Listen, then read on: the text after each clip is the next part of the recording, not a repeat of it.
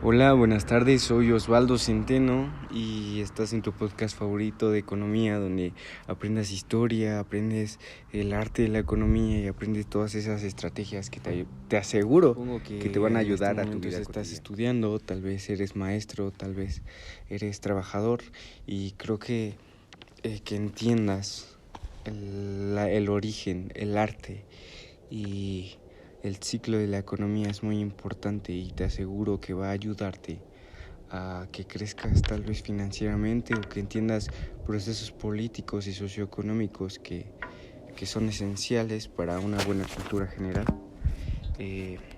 Como sabes, soy estudiante de la preparatoria en el Colegio de Ciencias y Humanidades, Plantel Sur, UNAM, y quiero empezar con el tema de la ilustración que estoy viendo o acabo de terminar de ver en mi curso de Economía Bloque 2. Bueno, comenzamos. La ilustración.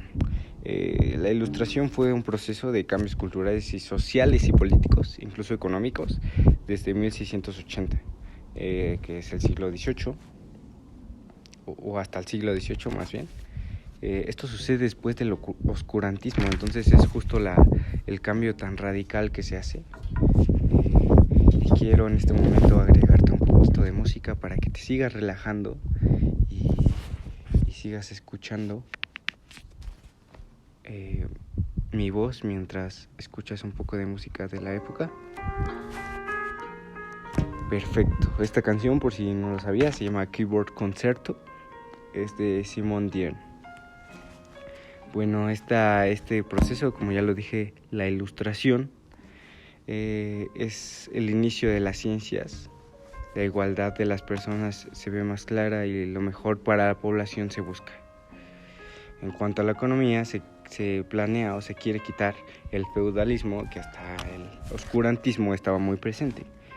Te recuerdo, esto inicia con la Revolución Inglesa, donde se escribe la famosa Carta Magna, que es, digamos, la precursora, la pionera, la madre de todas las constituciones de países demócratas, donde se buscan derechos individuales para todas las personas, sin distinción alguna. Esto hace que la burguesía crezca y la política sea regida por intereses más comerciales. Igual, por lo mismo, la burguesía esto va muy conectado de la mano y quiero que esto se recalque mucho porque es muy importante para lo que hoy conocemos como las sociedades burguesas, que considero que hoy en día siguen controlando gran parte de nuestra economía y son los nuevos capitalistas. Por otro lado, la ilustración, claro, como su nombre lo dice, tiene pues digamos personajes importantes llamados los ilustrados, que tratan de quitar el poder del rey para que ya no sea absoluto. Y igual ellos escriben la Carta Magna y digamos el rey ya no tiene el mismo poder que tenía antes. Los ilustrados creían que el antiguo régimen que ignoraban era a la población, usaban la razón y el pensamiento libre. Te lo estoy leyendo un poco, parafraseando de lo que me acuerdo a partir de mis notas, a partir de las presentaciones que ha dado la profesora, y quiero hacerte un resumen claro. Planeo no tardarme tanto porque sé que tu tiempo es valioso. La doctrina era algo accesible, una doctrina de libertad, y se planeaba cambiar el futuro. O sea, estas personas que se llamaban los ilustrados pensaban en llegar a la cumbre más alta de la sociedad. También ellos, si no sabías un dato curioso, crearon la enciclopedia. De seguro alguna vez en tu vida escuchaste la enciclopedia, que antes de que existiera internet y toda accesibilidad a la información, estaba este gran libro que detallaba los grandes conocimientos que ha obtenido el hombre a través de los tiempos. Es un conjunto, digámoslo así. Y en cuanto a lo político y lo social, podemos mencionar al barón Montesquieu. Este hombre revolucionario, sociólogo, propone la separación de poderes. que hoy en tu país, México, o si eres de la mayoría de los países latinos, conoces el poder ejecutivo, legislativo y judicial, que como te dije se usan hasta hoy en la democracia.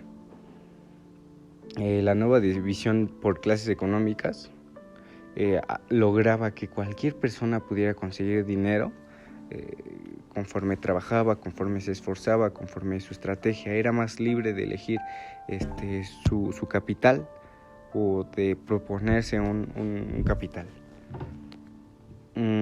Por otro lado, esto también ayudó a la educación y conocimientos de ciencias y filosofías. Estoy hablando como en la enciclopedia, y se empezaron a abrir algunas escuelas más públicas. Por supuesto, esto daba una puerta súper abierta a la libertad de pensamiento, a la libertad de opinión, a que tú te pudieras formular independientemente de lo que te dijera la religión, independientemente de lo que te dijera tu familia, la cultura. Tú te podrías crear tu propio pensamiento. Esto hacía sociedades más cultas. Por otro lado, estaba el contrato social, donde, como ya dije, todos los hombres son iguales. Un pueblo soberano. Eso suena muy bonito y muy común, pero antes no lo era, y incluso es extraño pensar cómo es posible que antes esto no fuera posible. Y por si te preguntas qué canción está sonando en este momento, te puedo decir que es Nocturnes, ópera 9, número 2, en Do mayor, de Federico Chopin. Por si lo quieres buscar, ahí está en Spotify. Y vamos a seguirnos con la reforma fiscal. Bien, antes de seguir con la reforma fiscal, quiero que te tomes algo conmigo, que a pesar de que este es un podcast y que solo yo hablo, quiero que te sientas como una plática entre amigos, donde te enseño un poco sobre esta unidad 2 que voy aprendiendo en el Colegio de Ciencias Humanidades. Y bueno, seguimos. La reforma fiscal. Viene esta por parte del rey francés. Todos tenían que pagar impuestos, incluso la realeza del tercer estado también lo tenían que hacer. Inician los pensamientos ilustrados, como ya te había mencionado, la democracia, el derecho al voto, otras aportaciones importantes, Carta Magna, como ya lo había mencionado, la constitución política. Sí, estos pensamientos se extienden hasta América, como ya sabes, ya estaban conquistados y muy bien plantados en este país, en este continente, discúlpame. Por ejemplo, tenemos a Estados Unidos, que en ese entonces era gobernado por Inglaterra, que lo conocemos en ese entonces como la Revolución de las 13 Colonias. También surgió la Revolución Industrial, otro paso importante. Surge en Inglaterra, en la industria textil, que era el imperio económico más importante de ese entonces. Y como su nombre lo dice, fue por parte de la industrialización o las mejoras en la tecnología. Te estoy hablando de la máquina de vapor y el ferrocarril, entre otros medios de transporte que incluso transportaban materias primas. Por lo tanto, esto ocasionaba menos mano de obra, y esto les causa un problema a las digamos, clases sociales bajas que no tenían trabajo. Esto da como paso al capitalismo, que es la fase industrial última, y nace el pensamiento del ya importante incluso y hasta la fecha Adam Smith, gran pensador, gran hombre, y por eso vamos a continuar con él. La Escuela Clásica de 1776, fundada en este año y terminada en 1873. Bueno, su parteaguas es la Revolución Industrial y su fundador, el fabuloso Adam Smith, del que hablaremos mucho en este podcast.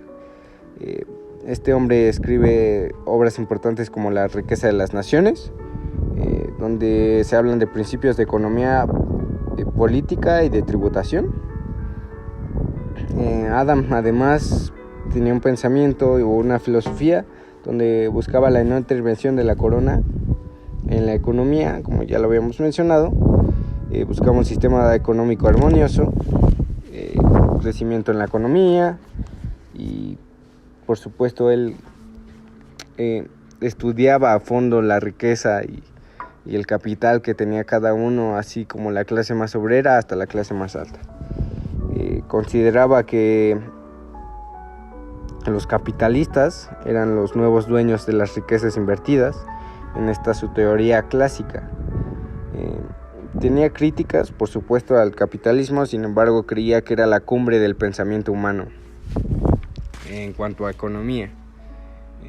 Smith fue una persona dedicada al estudio incluso del comportamiento humano. Y antes de seguir con esto, quiero contarte algunos de los datos curiosos que encontré sobre Adam Smith para que te siga dando un poco de curiosidad y de hambre la enseñanza de este hombre. Bien, aquí tengo el primero que dice: cuando contaba con 3 a 4 años de edad, fue raptado por una banda de gitanos, donde su tío tuvo que pagar el rescate exigido y el pequeño fue recuperado. Así es, Adam Smith fue secuestrado a los 3 años de edad por una banda de gitanos. La relación con su madre. Tuvo un vínculo muy cercano a su madre después de la muerte de su padre, y a pesar de ser una persona mayor, seguía visitando el hogar materno a lo largo de toda su vida. Nunca se casó y damos gracias a Dios por eso, porque nos dio un gran pensador que no le dio tiempo de pensar en romanticismos.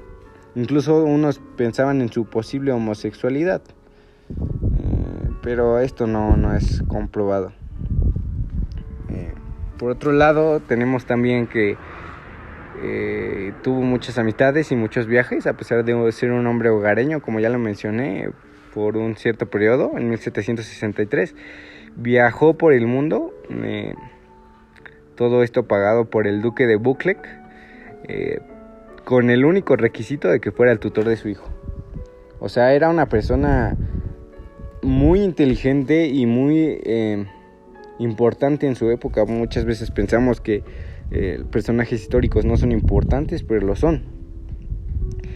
Sus últimos años, después de escribir la famosa obra La riqueza de las naciones, que influyó a personajes como Marx o Friedman, a pesar de eso, y tras su éxito, quemó casi todos sus textos inéditos y vivió recluido en su casa. Bien, ahora te voy a hablar un poco más de su trabajo. Él, en cuanto a ser un pensador muy grande, podemos reconocerlo por sus teorías filosóficas, su manera de pensar, donde creía que el hombre era egoísta, era naturalmente egoísta. Sin embargo, había cosas que lo movían a ser empático y simpático para los demás, y esto hacía que buscáramos mejorar y que nuestras motivaciones cambiaran. Sin embargo, acepta un liberalismo económico. Él cree que el capitalismo es la versión última de la naturaleza humana y por lo tanto busca que no se intervenga por ninguna parte del gobierno. Esto da, claro, como resultado una competencia increíble por todas las partes, por todos los productores de algodón, todos los productores de trigo tal vez. Cada uno tenía su competencia y esto hacía que frenara el egoísmo por completo.